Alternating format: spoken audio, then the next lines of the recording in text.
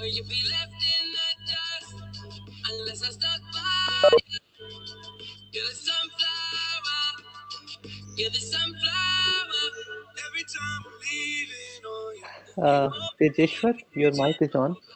You can hear the nice song that we are hearing. Give me a reason to. Every time I'm walking out, I can hear you telling me to turn around. Tejeshwar Reddy.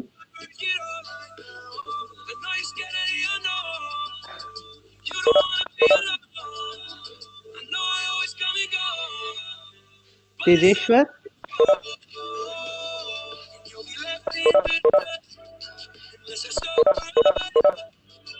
You're the sunflower.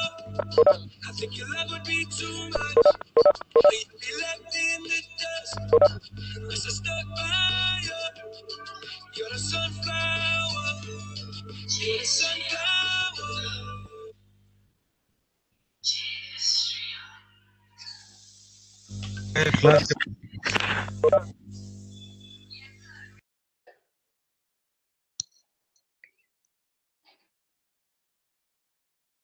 Good morning, guys. Let me just enable the attendance. Okay, so attendance enabled, guys.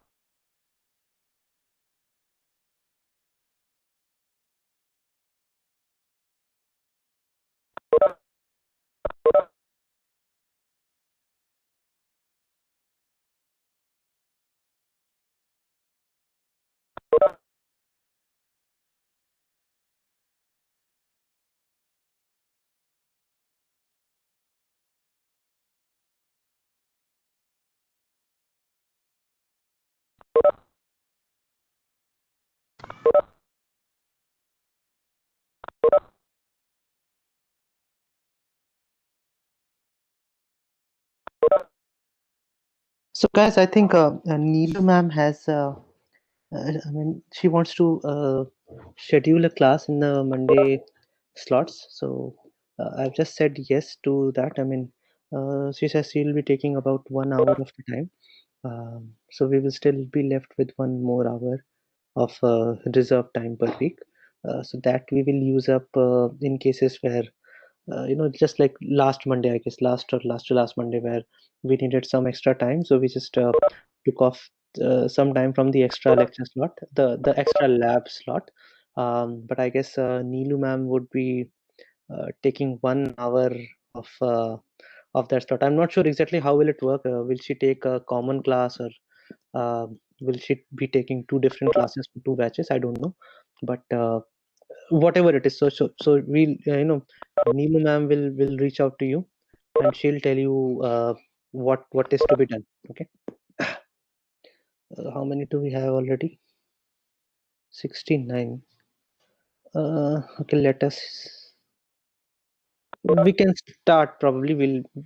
Did you guys have a class before this?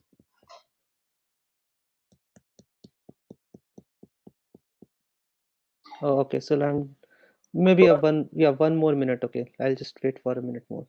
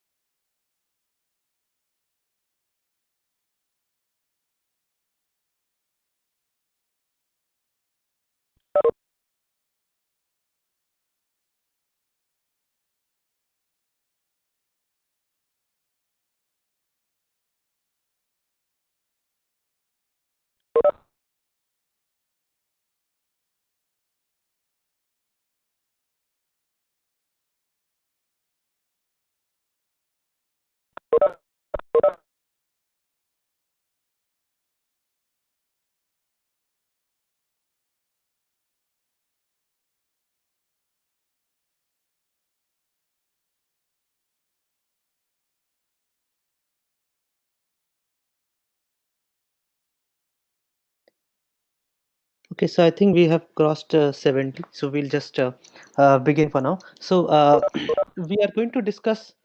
By the way, in the previous lecture, I had some issues with my WebEx. I'm not sure what was the issue because my internet was working fine. It was just with the WebEx part. Okay. And I can see that it is still not, in the prime form. Webex certainly doesn't agree with me much. Anyhow, so the shepherds will have a much higher responsibility, I would say, because it might be possible that sometimes I may not be able to hear what shepherds are saying or what students are saying, but as long as you guys can hear it, it's fine with me. Okay. So anyhow, we are going to discuss lecture 5.1 today. Are there any volunteers from the batch who have not done shepherding before? Okay, let's start with that. Lecture 5.1, this is on operations in arrays, insertions, deletions, searching through array, sorting the array, stuff like that. So this is what we are going to discuss today. Any volunteers who have not done it before?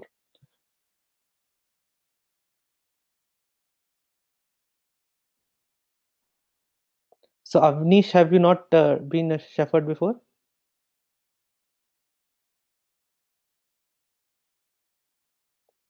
Uh, No, sir. Avnish? Okay, so just a minute. Let me open my sheet.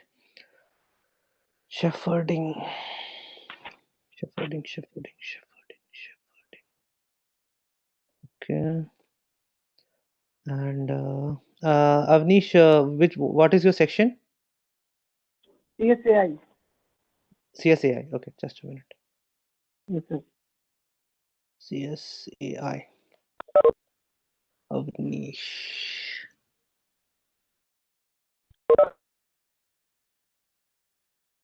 Okay, 54 roll number, right? Okay. Avnish. Who is the next one in the Ayush, have you done it before? No, sir. And your section? Sir, CS, CS. Okay, just a minute. roll number 14. Okay, thank you. 14. Okay, got it. And Anukul, have you been a shepherd before? No, sir. CS12. CS and 12. Okay. Anukul. Okay, I got your name as well. And who's next? Harsh, have you been a shepherd before? No, sir. Then your section and roll number?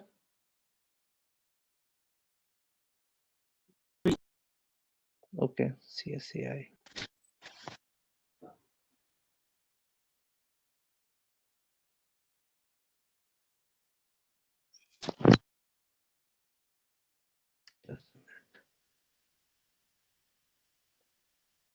There is some problem actually today with my WebEx. I'm not sure what is it because my rest of the internet works fine. It's just with the with WebEx something is going on. Anyhow, so I think we have 4, right? So I'll pick one at random. Okay, whom should I pick?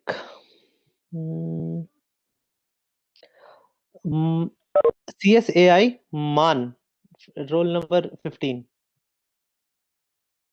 I just see Man, MANN.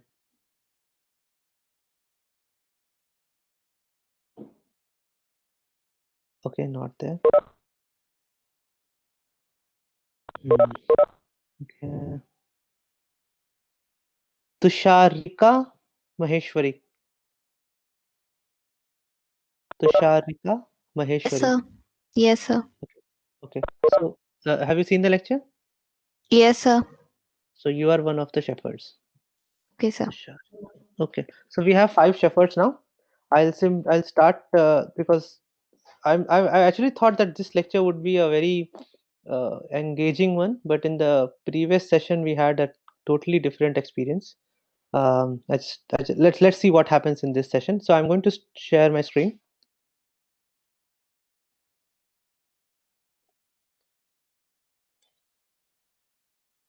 So now, shepherds, please take over from here. I'm going to mute myself. So may I start? Yeah, please go ahead. So basically, size and capacity are two different things. Size is the how much content in the array which can be accommodatable, and capacity is basically the content which are there already in the array.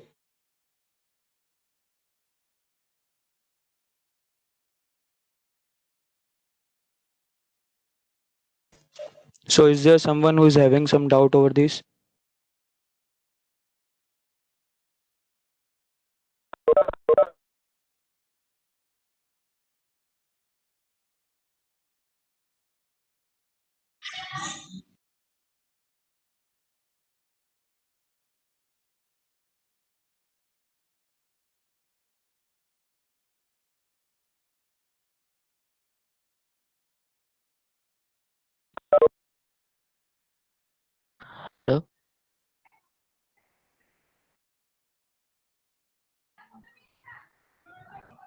Yes, sorry guys, I am like coming in and going out, so please pardon me for that.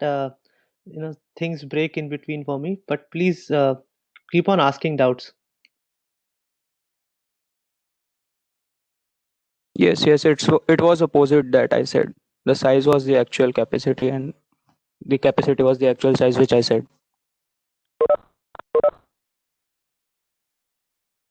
Size is the number of elements actually containing in that array, and the capacity is the total number of elements that can possibly fixed in that array. We can maximum number of elements which we can put in that array is called as capacity.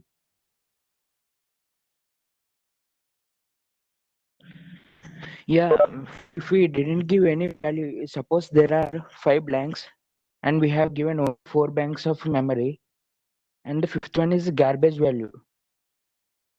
Yeah, then the capacity is equal to store size of the array, or it will be not, as it is a garbage value. No, it will be garbage value. Yeah, in that case, it not will be equal to capacity, not equal to size. Size will be the four elements, and the capacity will be the 5 elements.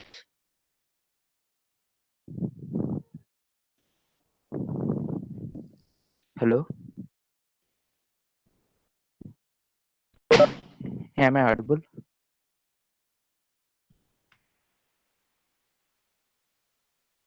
Yes, you are audible. Yes.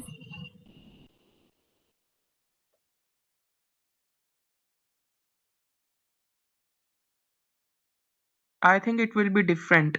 Capacity and size will be different. That case, size will be 4 and capacity will be 5. And 1 is that random value.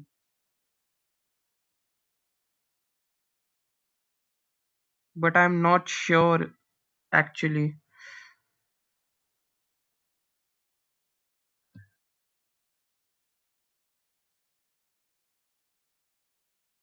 If you want to add any number in that garbage value, you can add directly, or we have to delete that garbage value.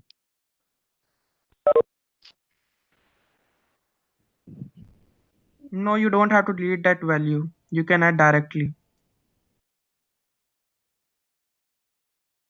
Yeah, okay.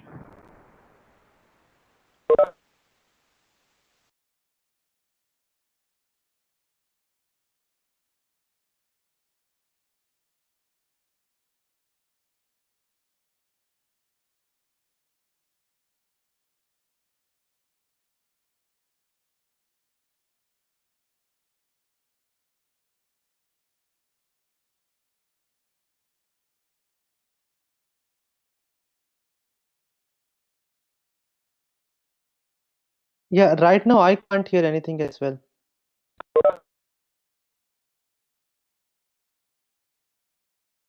Sir, your voice was audible. They are not speaking.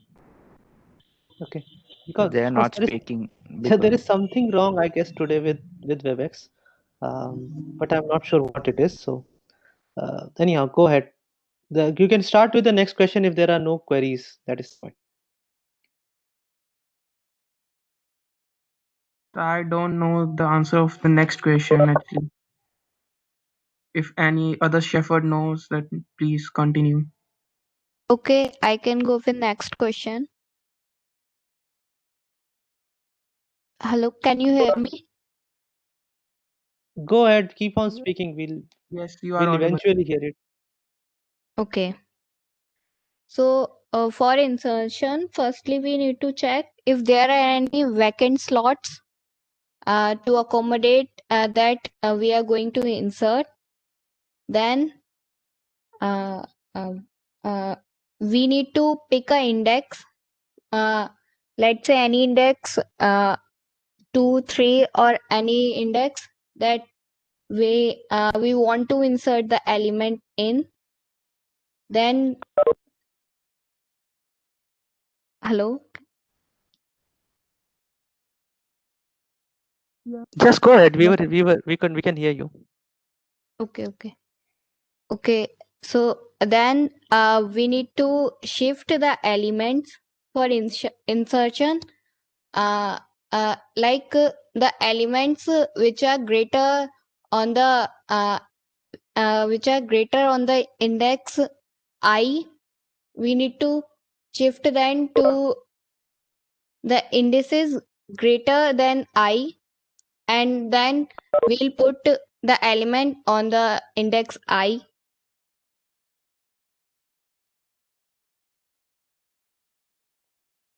Okay, so that's about insertion.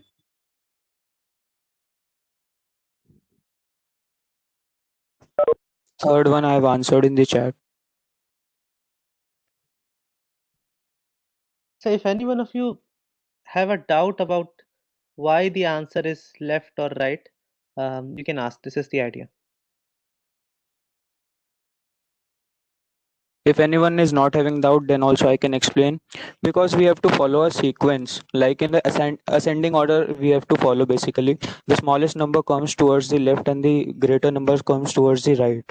And during the insertion, if we keep a slash over some 5 category arrays, then we have to first select the number, and then we have to see right onwards it, and from the right element, which is the smaller element for the selected number, it goes towards the left, and the similar process happens, and the following order is converted into an ascending order during the insertion process. Any other Shepherd take on from here?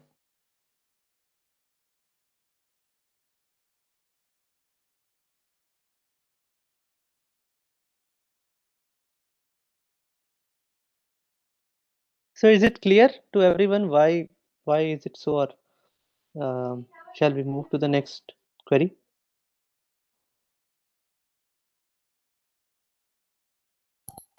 Actually, I got disconnected, so please can you explain it again? So basically, if you have a 5-membered array, okay, and then you are selecting a space over there, a number over there between two numbers, then we have to firstly see the numbers on the right hand side of it. If the number selected on the right hand side is smaller than it, then it has to be on the left side of the number which we have selected. This process continues till the numbers are arranged in ascending order during the insertion process.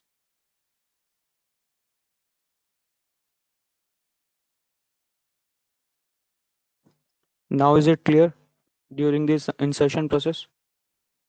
Yeah.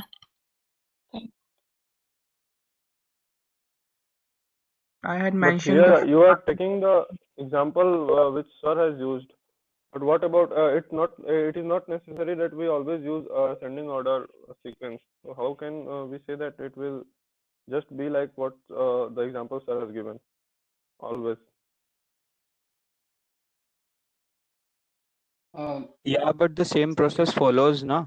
Same process. If we have to arrange it in descending order also, then we have to repeat the process oppositely. But the process is same now.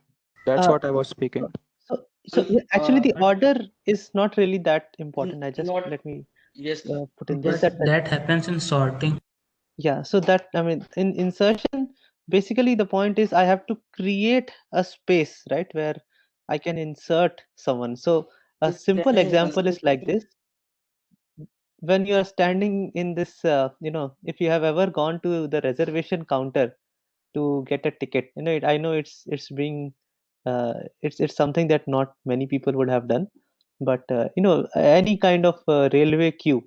So if you want to accommodate someone in between, everyone has to shift back, right? I mean, otherwise, how will a new person come in?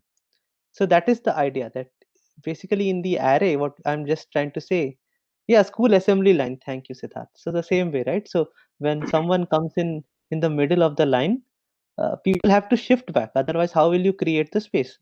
So here the idea is that the front is the left side of the array. It's not necessary. I mean, this is a kind of normal convention, that because index 0 is on the left, or in index and size -1 is on the right, something like this, because we write left to right kind of thing. So that is the idea, that you're just shifting the the elements backwards, okay, so that a space can be created. That is the idea. And when you remove someone, what happens? So someone leaves the line in assembly, everyone moves forward. So that is the idea. That is why in deletion things move in the opposite direction. In insertion things move in backwards, and in deletion they move forwards. That is the idea. Right and left, probably that is not the right term that I should have used. um, right and left, the idea is Yes, sir. backwards and forward. That is the idea. I thought it some other way. So that's clear, sir. Am I audible Yeah, now? you had yeah, go ahead. Hello? Yes, Sahil, you are audible. Hello? Okay. Yeah, sir. Sir, the audio wasn't going, so I wanted to ask in the first question itself that so it is defined that size is like how many in what is the inputs we have given, and capacity is the maximum size it can have. But sir, in size also the garbage value is also like filled. So why don't we, like, what's then the difference? Because in capacity it is the how many numbers or variables we have how many digits we have filled. So, but garbage value taking the place is also like there is something.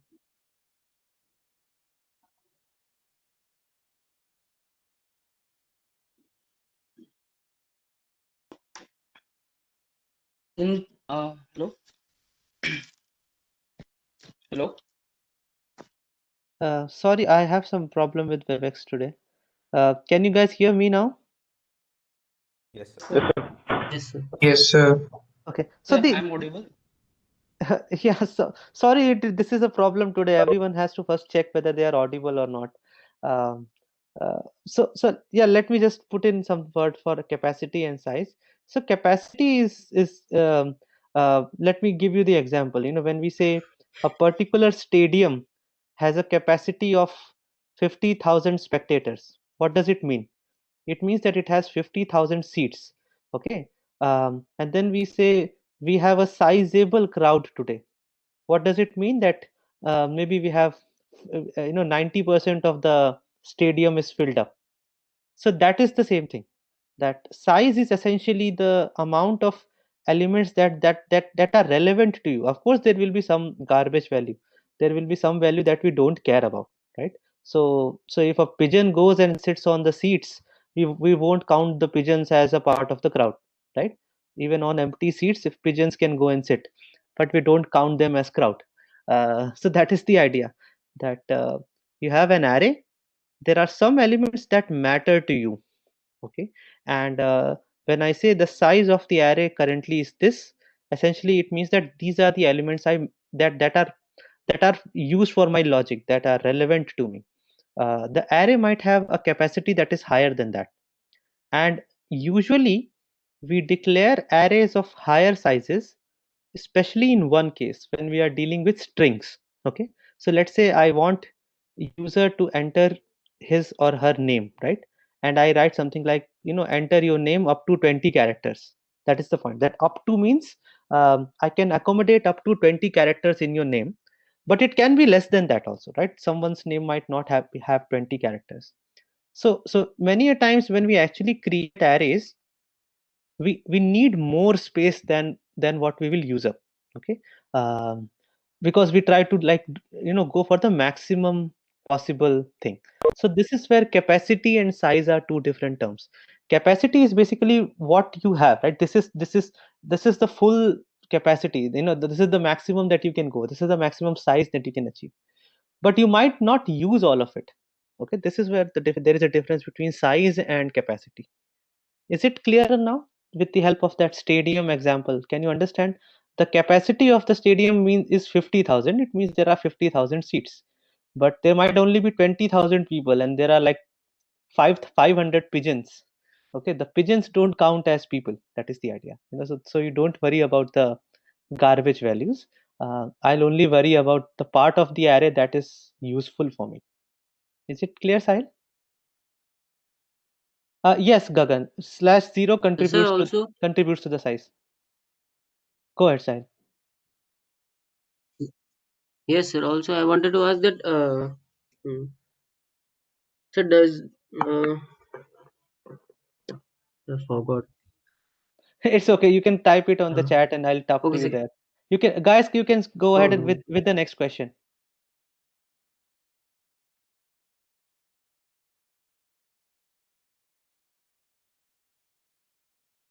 I answered question number 4 in the chat. It is that in insertion short we divide the array logically into a ordered part and an unordered part, and insert one element at a time into the former from the later.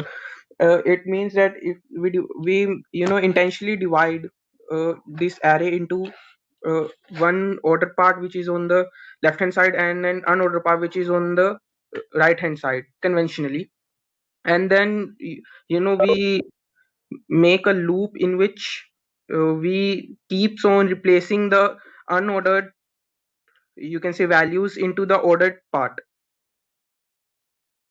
I think it makes sense.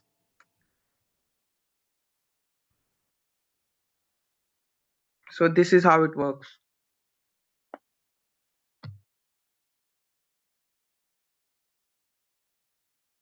So, sir, Jay asked a question about the garbage value. Where does it come from? Like, sir gave an example for 20 character name. If we have a 7 character name, then we would not take a risk. If we would have a more than that, then we would have some more garbage values so that we can not have many exceptions kind of that.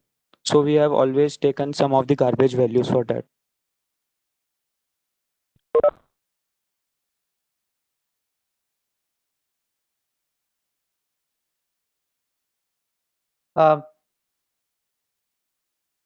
Sorry, I probably did I lose Anukul in between? I'm not sure. So can I ask a question? Sudeep, I'm not sure I heard you properly. Can you repeat? Sir, I want to ask a question. Sir, binary, sir, can be only done on a sorted array, na? Yeah, binary search is done only on sorted arrays. Okay, sir. And sir, there is you can use Go a ahead. bubble sort or selection sort, or it is necessary to always use the insertion sort for sorting the array. Sorry, I lost you in between again. What sort, bubble sort? What was your question? Sir, I was asking that can we use a bubble sort or selection sort in place of insertion sort, or is always given in the questions to use the insertion sort? We can use any sort, na? If your question is, can you use and is it necessary to use a particular sort before using binary search? No. All you require is sorting by some method. I'm not sure because voices are breaking for me in between. I'll just answer Sahil's query once, right? Yes, Sahil, from the perspective of the computer, it is only the capacity that matters. Size is a logical thing. Okay, it is from our perspective. Okay, we are only using that much part of the array. Uh, because we are not going to study things like vectors and array lists and things like that, we only have arrays here, right? So otherwise there are other ways. Okay, we will study pointers, by the way. So with the help of pointers, there is a data structure called linked list. So linked list is kind of an array which can easily grow and shrink, but because we are not going to study linked list as of now, just assume that the problem with array is that you have to create the array, the size of the array remains fixed. So you have to create a sufficiently large array to cater to your logic. Okay, you may not use all the elements of the array all the time, but so that is why I'm using a specific variable, saying that okay, currently my actual array is only from index 0 to size -1. Whatever is there at index size and above, they are not really relevant for my case. This is the idea.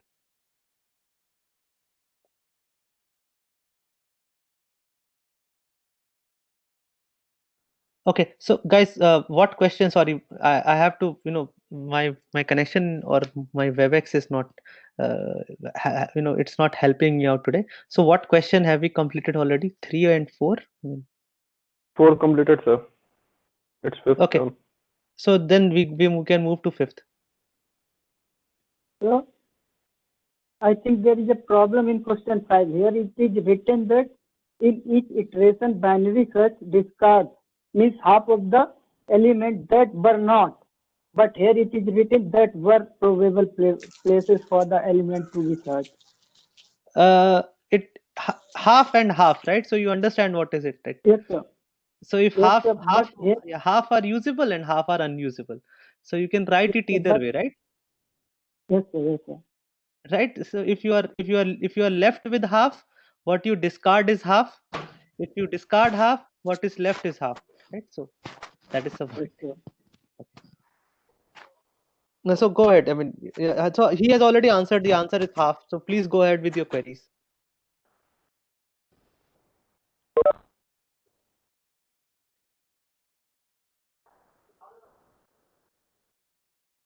Are there any queries about binary search in general?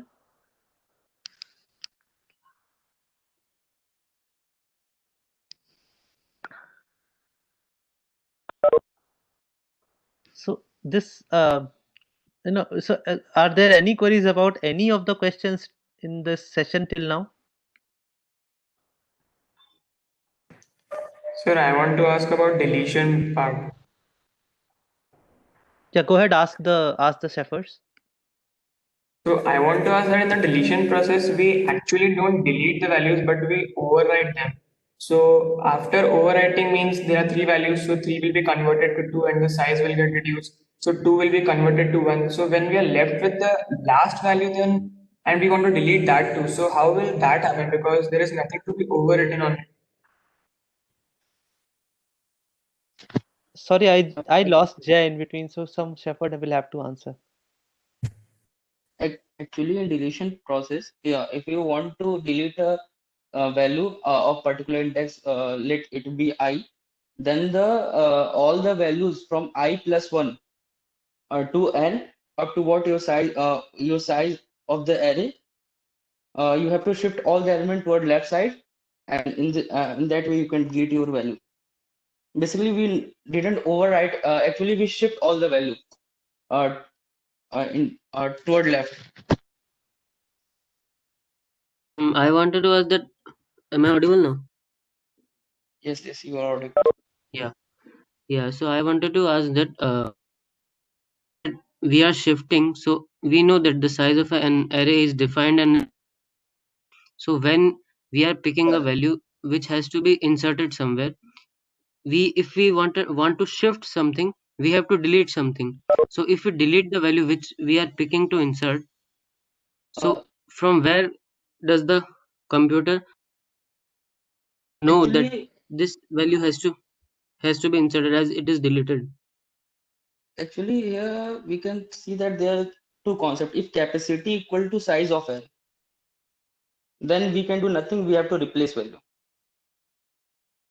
It means that if you want to replace, if you want to take a value at any position at any index I, if you want to insert some value, you have to directly insert at that place, because we cannot show, because capacity and size of array both are equal. If size of array and capacity are not equal, then we can shift. If we want to place a value at index I, then from place I to n, and here n is the size of array, we shift the value one by one, all the values, and there we create a space for that at particular index, and then we put the value. So by that we insert values, and we in this way we can insert the values actually. But I what Anupul said is like, I think I think values are actually overwritten. It's not shifted. Matlab it appears it shifts, but it is actually overwritten. Hi, yes, it is overwritten, but we have to shift now for insertion. We have to create a space. Actually, it just appears we are shifting. We are actually just overwriting. If you are seeing the code, you can see there. Let assume Yes, actually, it is there. overwriting. Let me Yes, just put in. yes, Yeah, sir. so it is overwriting only. What happens is in case of deletion, Uh, the value that was there at the last index, right, size -1, that is basically ignored, and then you shift everything to the left. One value that the actual index that you're trying to delete, that value is lost. Okay, because it is now occupied by the value that was on the right of it. But the last values at the one at size -1 index, that is just now being ignored right now. So if is the question really that what can we do to delete this? Was this the question? I'm not sure. um, So the question was, are we actually deleting the values, or we are simply overwriting them? yeah, so that is the question. If that is the point, that is the answer, that we are just basically we are overwriting them. And the yeah, the last value is basically now ignored. Yeah, okay, so I think that was Jay's question, that what can we do to actually delete this. Now you will have to do it explicitly, Jay. Okay, you will have to run a random number generator and then maybe initialize it with some random number, some other garbage. Or you can decide upon a value. You can say that this is my overwriting value, so you can basically put everything to 0 or some negative number saying that okay, now I have deleted the number. So that is up to you. Okay. In fact, let me give you an analogy. Do you guys know that there are some tools out there which can try to recover deleted files from your hard drives? Have you ever come across Yes, such sir. tools? Right? So they do Yes, sir. exactly this. What happens is when you delete a file, usually your operating system doesn't delete the content. There is an entry for your file in a particular place, which says that these are the places in memory where this particular file is stored. Simply that entry is deleted. Okay, and then that space on your disk, it becomes part of a free space list. Okay, so that this space is now free.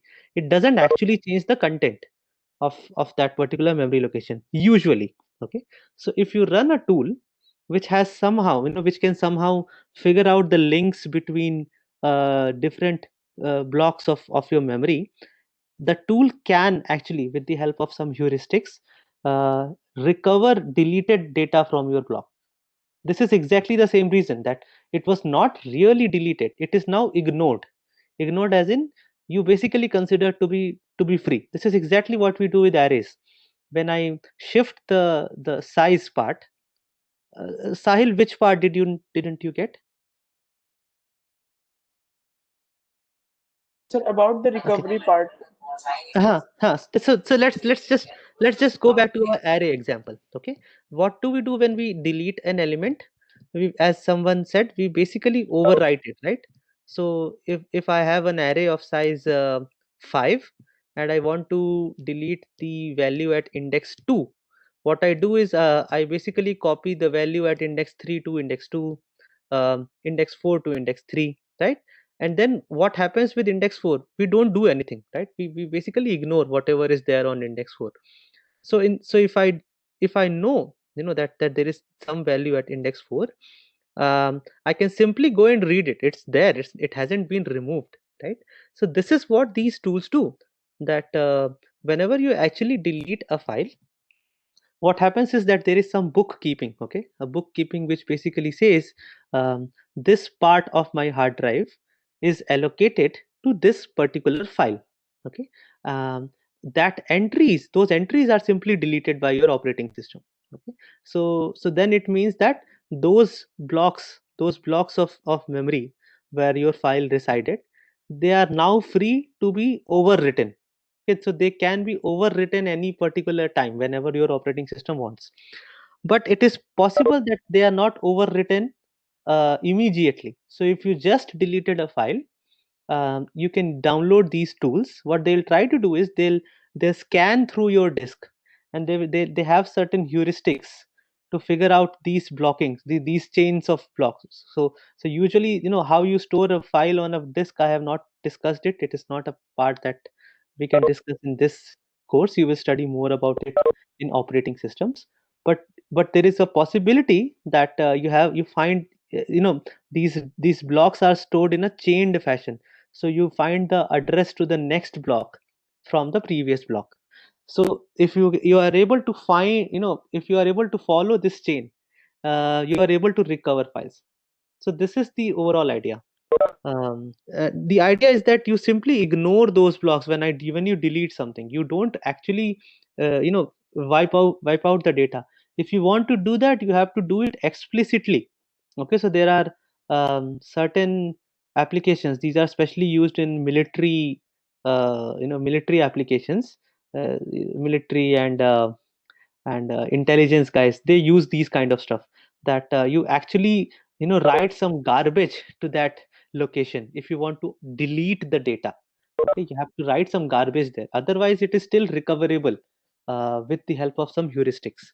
So the same thing is here. Okay, we are not really deleting the data, we are simply ignoring the data, and in future we can use that cell to uh, to retrieve data. Sahil, your question is not complete. So I mean that the file which we have been deleted, it actually not deleted. Sorry, I lost. I mean, voice was breaking. So actually I'm saying that the file we consider that we have deleted the file, actually it not deletes. It is not deleted. Basically, it's like this. There is some entries that are stored somewhere, and those entries are deleted. Your actual data still resides there. That is the point. Yeah.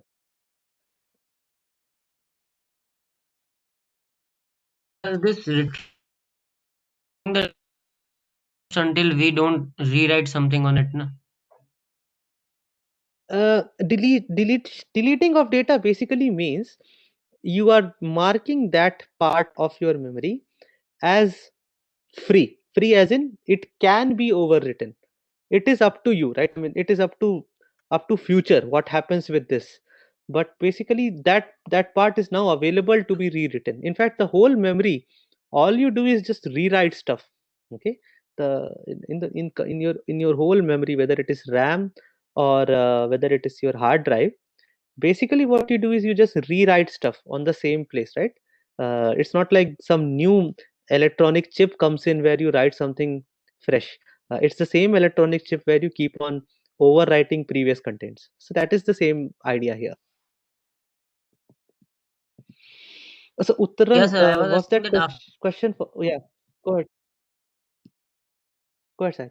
after rewriting, sir, we can't get the previous data. Yeah, when you rewrite, then you can't get the previous data. Okay. Okay. Uttaran, was there a question for me? I'm not sure what is it. Sir, I mean, deleting doesn't actually mean that we are deleting it. I mean, it just get ignored. Then why do mobile phones or etc. get slows down as Because time the goes on? storage gets full. So when you mean storage gets full, it means that there are that index still lies there. Do you understand? Index, that means there are files which are capturing your disk. Okay, if it says your disk is getting full, it means that this particular memory location has not been marked as free. It is being used by some file. Okay, so now when a new file has to be created, you have to find some space on the disk, some free space where you can write new stuff. Okay, and you need disk space for a lot of things. Okay, in when you start studying operating system, you'll understand what happens. So there is something known as swapping as in the amount of the amount of memory that your running processes require. Sometimes, and not sometimes, most of the times, your RAM is not sufficient to hold all of it in one go. So you basically use a part of your disk drive. Just read what is swapping, actually what is a swap space. Okay, so then you'll understand how swap space is used in order to run your computer or your laptop or your mobile phone. If the swap space is small, or it is getting smaller, your system will become slower. That is the idea. Okay, so uh, that again, this is not something that we should discuss in this course. There are so many things that you will study in operating systems. This is one of it.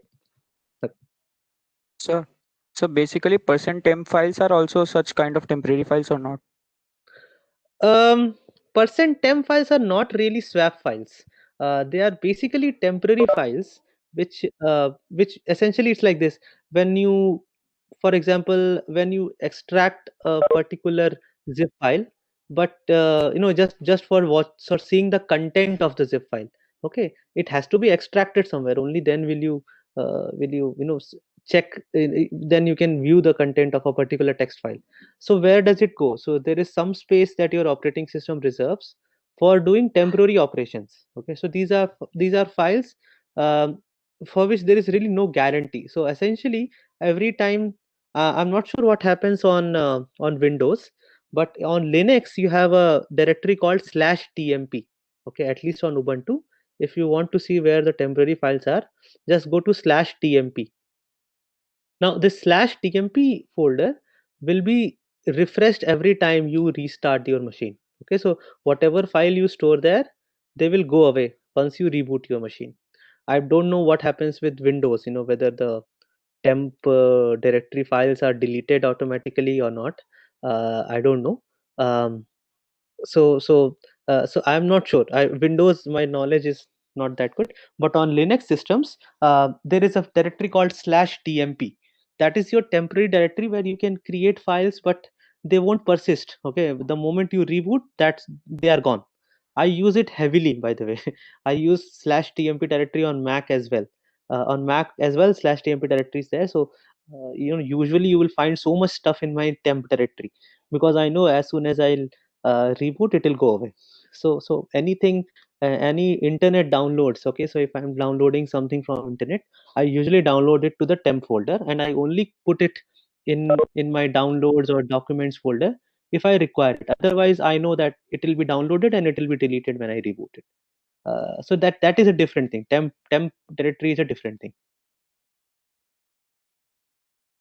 Okay, so any more queries about any of the questions?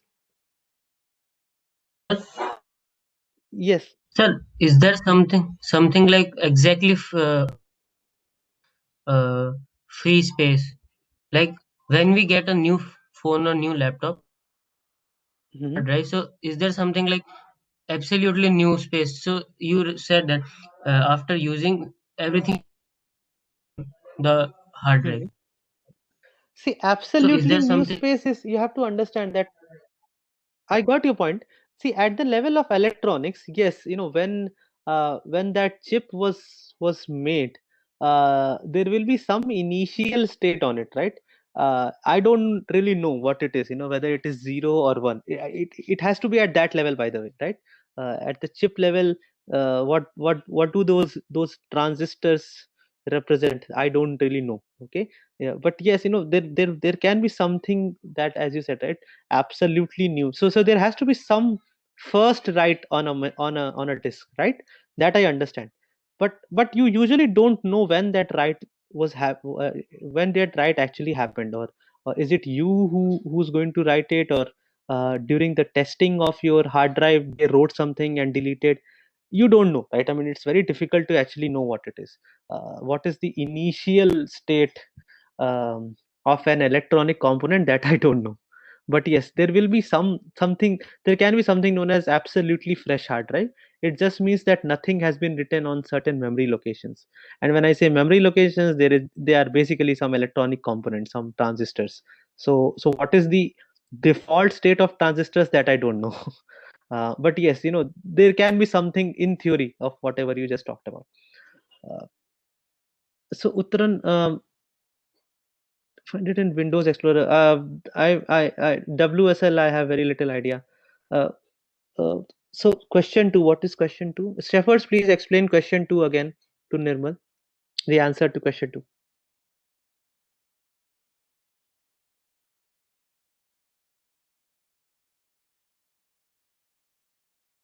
Shepherds, question 2. Nirmal would like to know the answer again.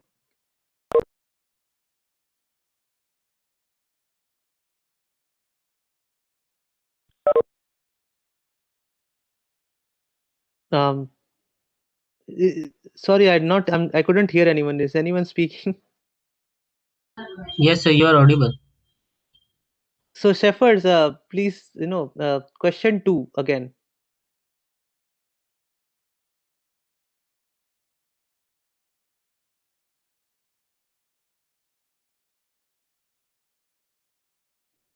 Yeah, Anukul, I can't hear you.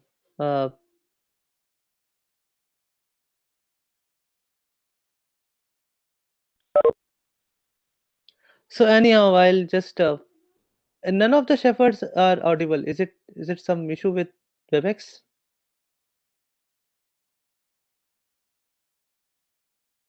I don't think so.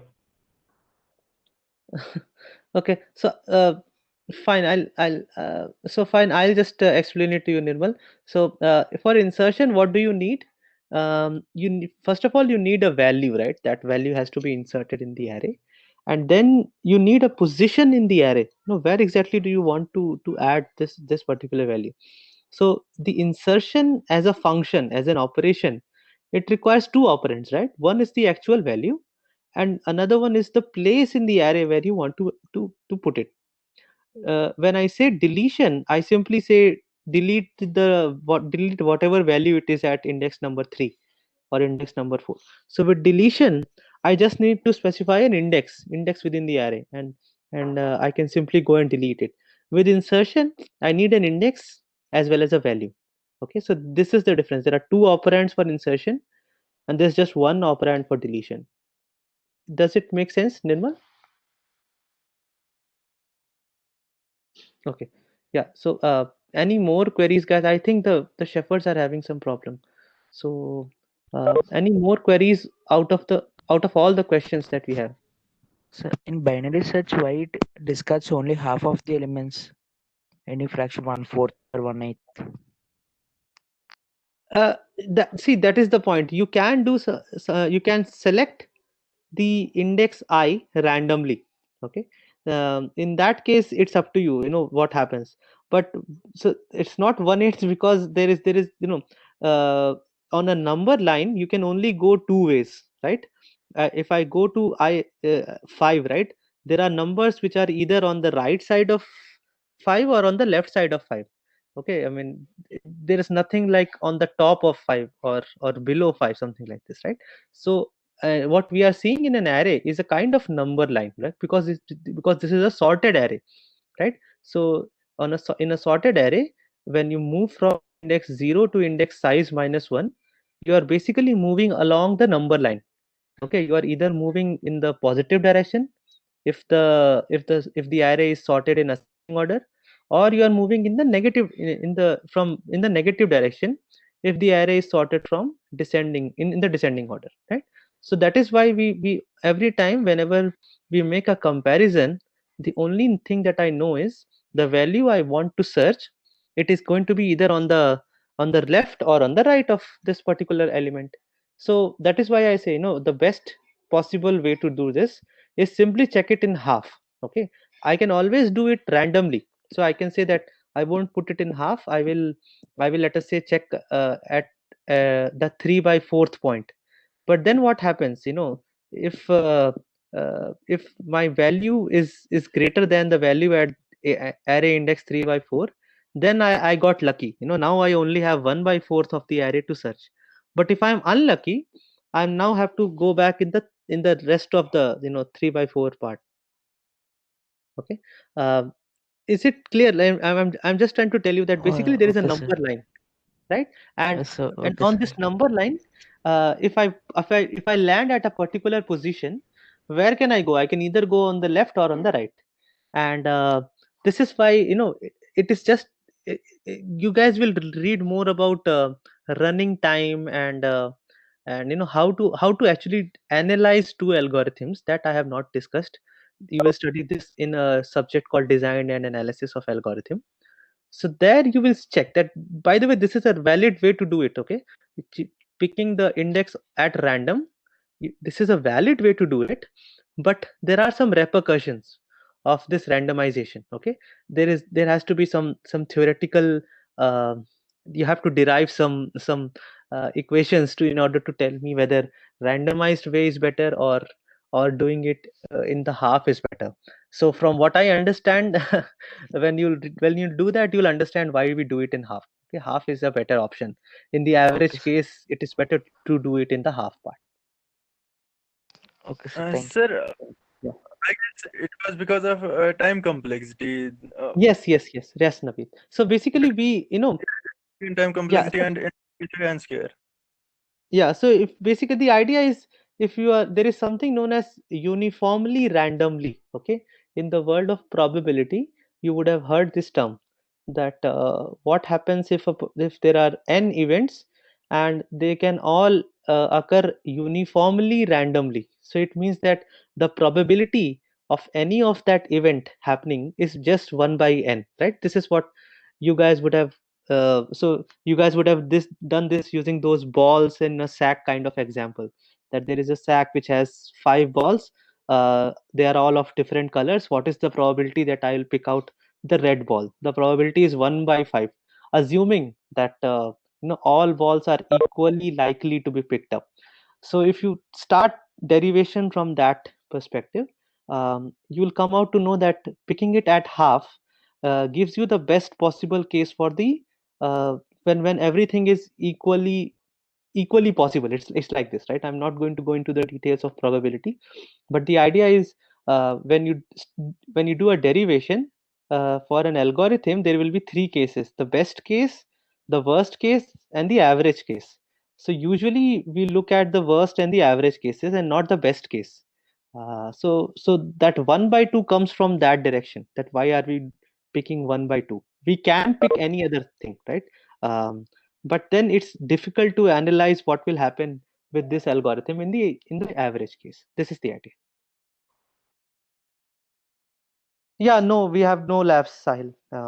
No labs this week, no labs the next week as well. So did you guys get your this exam schedule? When is the exam for previous question?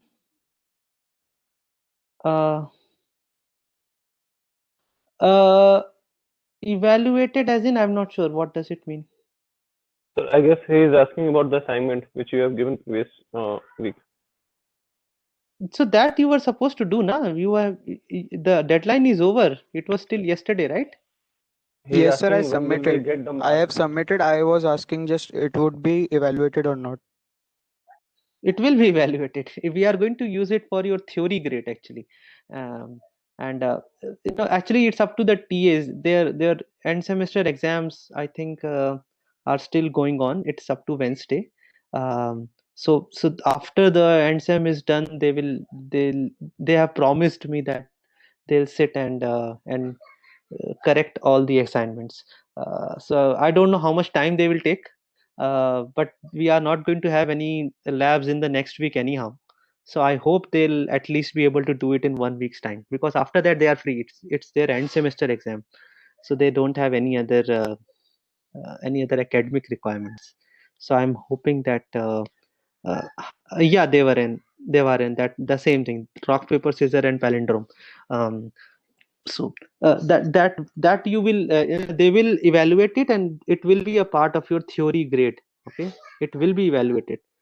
So those of you who have not submitted it, you basically missed out on some easy marks. So anyhow, so by the way, I'm just going to take a couple of more minutes. I'm assuming there are no more queries. Are there any more queries about these questions? Sir, I want to ask about deletion again, that if we try to delete a card, it will actually get ignored. So if we try to access that ignored part again, will we get the same value as garbage value, which was ignored? So ignored, see, this is like this. It is like this, Jay. The actual index which you are deleting, that value is anyhow lost, because it gets overwritten by the value that is just next to it in the. No, sir, if we try to remove the last value. Yeah, then basically you can still access it. There's no problem. It as I said, this is what we all discussed, that they are simply ignored. If you make a printf statement with, let us say, ARR 5, even though the size is only if size is 5, then you have indices from 0 to 4. But if you try to print ARR 5, okay, whatever you just deleted, it will be printed. Okay, sir. Yeah. Operands, so it's like this, Nirmal, in the world of programming, we talk about expressions, right? And expressions are they comprise of operators and operands. So for example, the plus operator, usually it's not really it is not necessary that you only use it with two operands. I mean, there can be others. Okay, but yeah, it is a binary operand. You need at least two. So when you use plus, you need two operators, right? Two operands. You need two numbers to be added. Similarly, when you are doing multiplication, you need two operands. A into B. Similarly, when you are doing division, you need two operands, right? So similarly, it is coming from that perspective, that if you want to do insertion, what are the two things you need? You need an index and you need a value. That is the idea. That if you start seeing insertion as an operator, if you start seeing insertion as a function, so is it a 2 variable function or a 1 variable function or a 3 variable function? So that is the idea. Okay.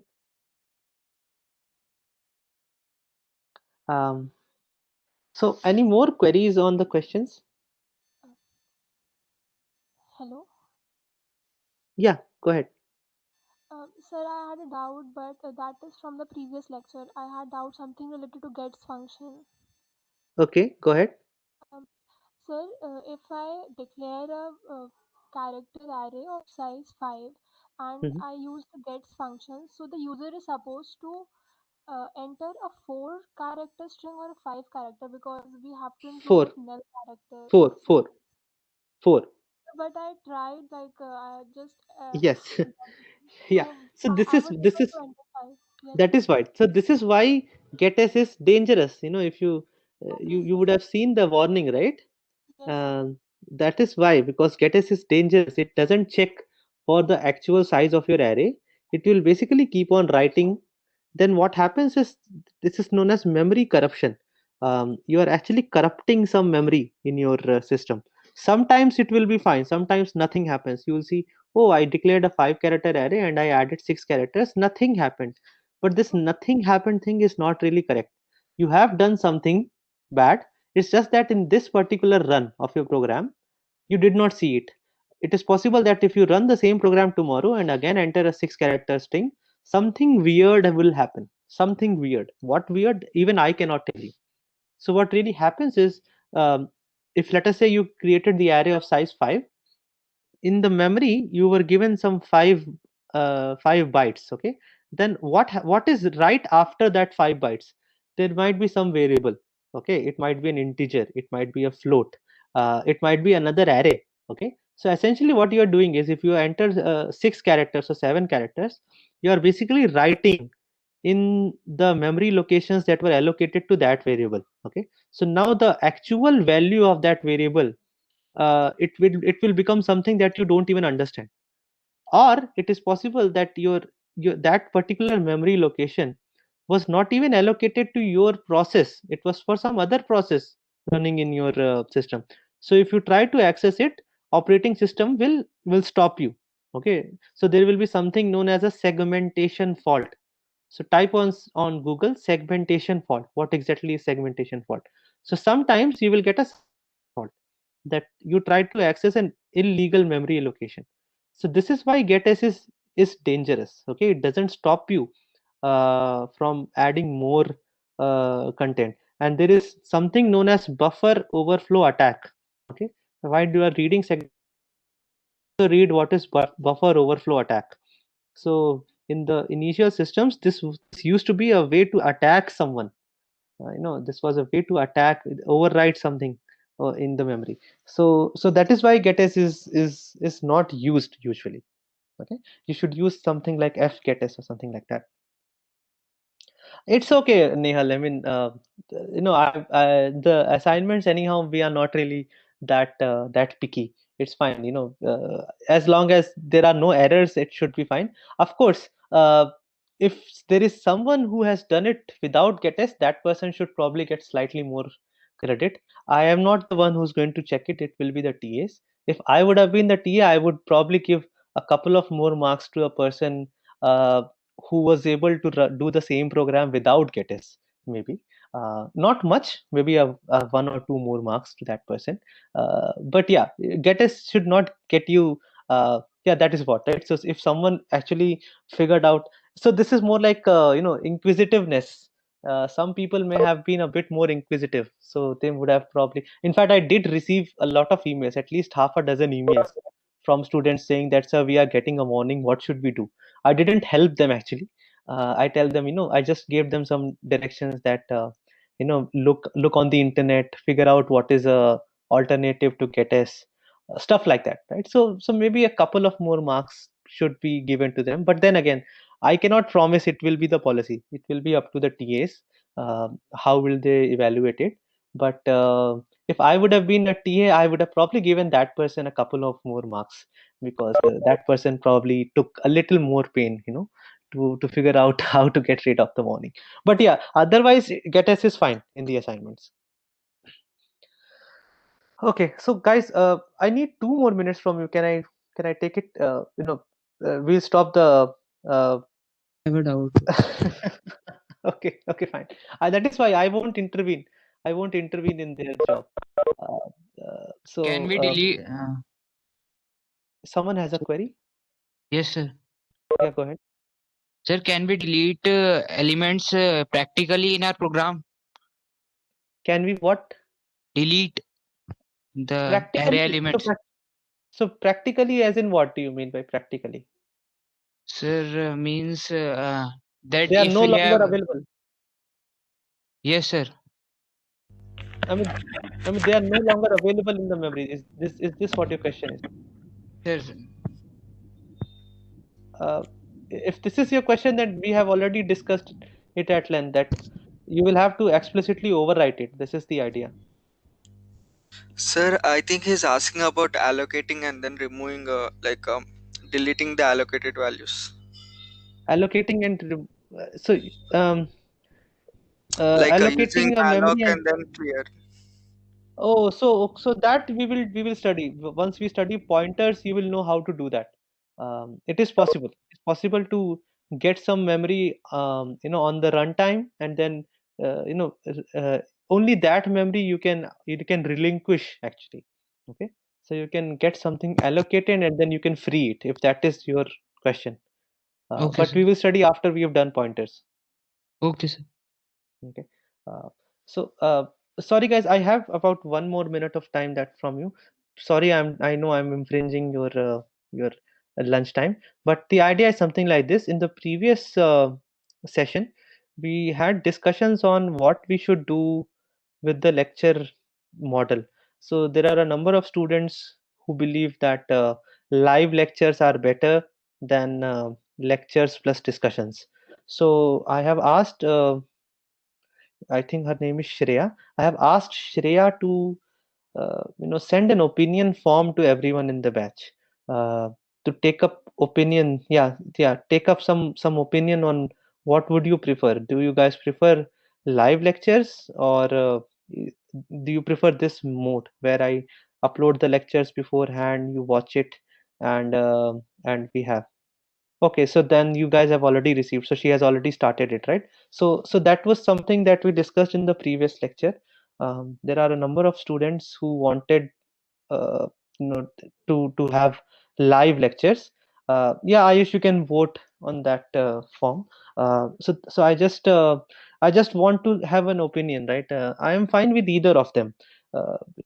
They both have pros and cons. But you guys decide.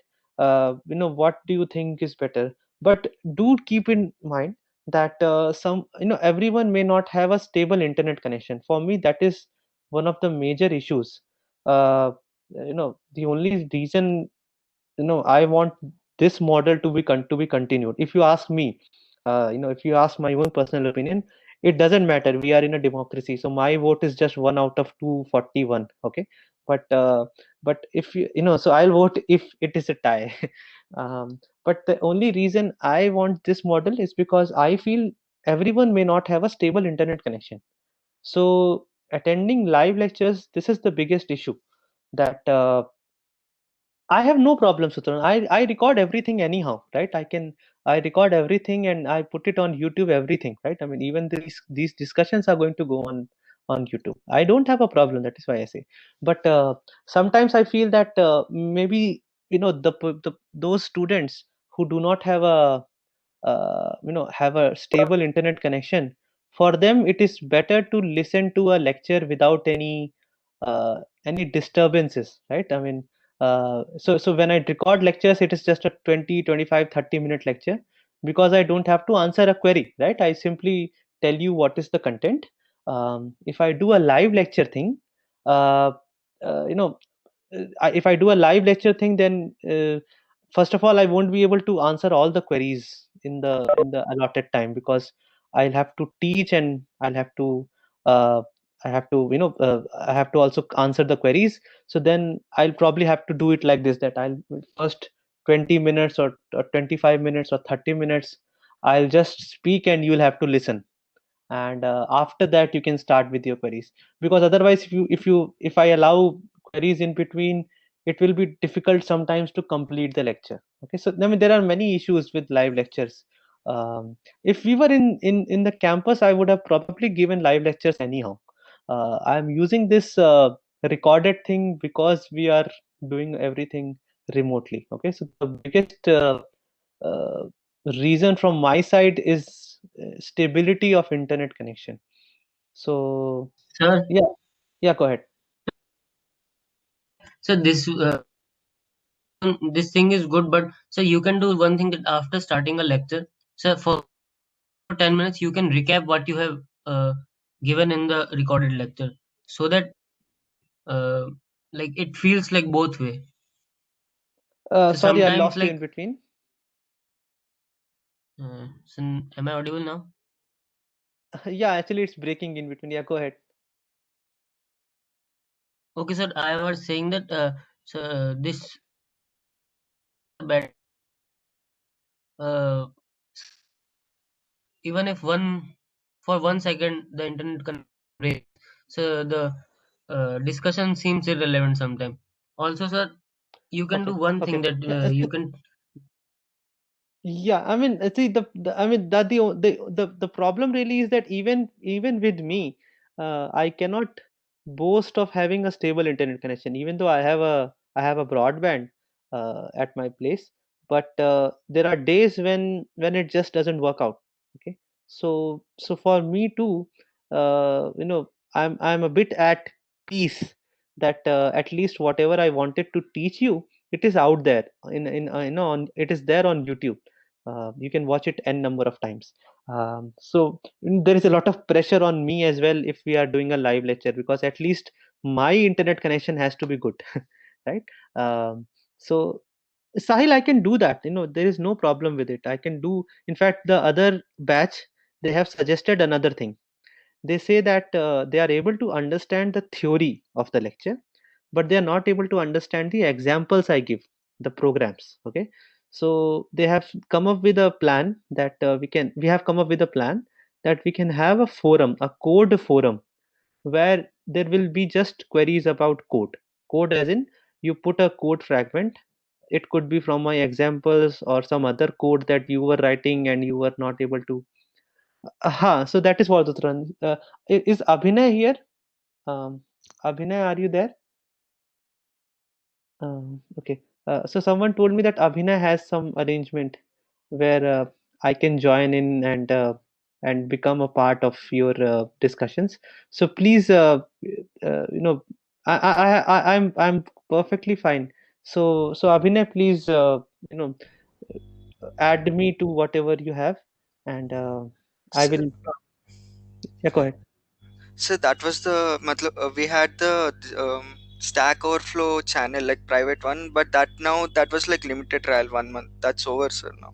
Oh, acha, okay. So anyhow, I asked Shreya to do a survey on this as well. That would you like to use some platform just for code discussions? Because I received this feedback that people are able to understand the theory in my lectures, but when they read the code, they are not able to understand it. Okay, and that could be a genuine concern. So I'm ready to discuss it, to somehow find a solution for it. So please, this is why I asked Shreya that discuss with your batchmates whatever solution you guys pick. If you say, sir, we are going to use this platform where we will put our code related queries, and please come and answer it. uh, it's okay, Abhinay. I'm not putting any pressure on you. I'm just saying that just decide some place. Okay, some place where I can come and answer your C queries. Because see, it is like this. In my theory lectures, I am not putting too much stress on C. I've already said that you use your lab timings to learn C. Okay, lab is all about C. Theory is about learning how to program. Okay, but the problem is I cannot cut it with a knife. There will be gray areas. So sometimes if I have to teach you C, I have to teach you programming, and if I have to teach you programming, I have to teach you C as well. So there are gray areas in between. Okay, and it is these gray areas where I have a problem. I really don't know how to go about it. So the best way to do it is that Jay, the problem is we only have 1 hour of a lecture. Like we have already overshot the time. Um, 15 minutes of time goes away in finding shepherds. Uh, you know, am I audible? Are you audible? It goes away. 15 minutes of time, at least 15 minutes of time, go away in that thing. Am I audible? Are you audible? You had a prior class. You had a class previously, so it will take 4 or 5 minutes for you to join. So in 1 hour of time, it's very difficult to do a recap, to do a code review, to do a discussion. We are short of time. This is the problem. Okay, so we have to start managing things in an offline fashion. The reason I ask you guys to send me emails, it's because I have to. I'm devoting you more time in an offline fashion, because so that the amount of time we need during the lectures is just for discussions. That is why I am answering 90 emails a day, because I don't want that thing to go on in this 1 hour. So we have to find more offline solutions. This is the idea, and one offline solution is to have a code forum where we just discuss code. You come up with a code example. It need not even be from my examples. You can say, I was writing code, I'm getting this error, can anyone help me why this error is there? Things like this. So you post it there. Sometimes I will answer, sometimes your friends will answer. They will tell you, oh, this is because of this. Okay, because there are a number of people in your batch who can probably solve those queries for you. So it will take off a little bit of load from my end as well, and I can devote more time, something like that. Uttaran, I don't I know I'm not forcing you guys uh, to come up with a solution. You pick whatever platform you want: Quora, Facebook, WhatsApp, Stack Overflow, Telegram, Slack, whatever it is. Okay, just pick one platform and we will dedicate it to Discord. We will dedicate it to code discussions. You put your C related queries, your programming queries there, because I have received this feedback that you are not able to do labs well, because you are not able to understand C as much as you are able to understand the programming concepts. So I am willing to give you more time on programming in C, to be precise, but I want it to be offline. It is very difficult to accommodate it in the 1 hour time. So please find an offline solution. You guys are all apt enough. So have a discussion between you, have a meeting, have fill Google forms, whatever way you want. I have given this responsibility to Shreya, that you have to come up with a solution. Okay, I need answers to 2 questions: whether you guys want live lectures or this mode is fine. This is one question. Second question, if you guys want a code forum, where exactly will that code forum be? So decide among yourself, give me the answer straight away. Okay? That is what is my request to you all. Okay, decide upon it, tell me, and from after midsem we will pick up from there. Okay, this week we have to just continue in this current mode, but from after midsem we can pick up whatever solutions you guys suggest. Okay, so thank you guys. I have already taken up a lot of your time from your lunch, so please go and have a nice lunch, and we will talk tomorrow morning. Okay, thank you guys, bye. Thank you, sir.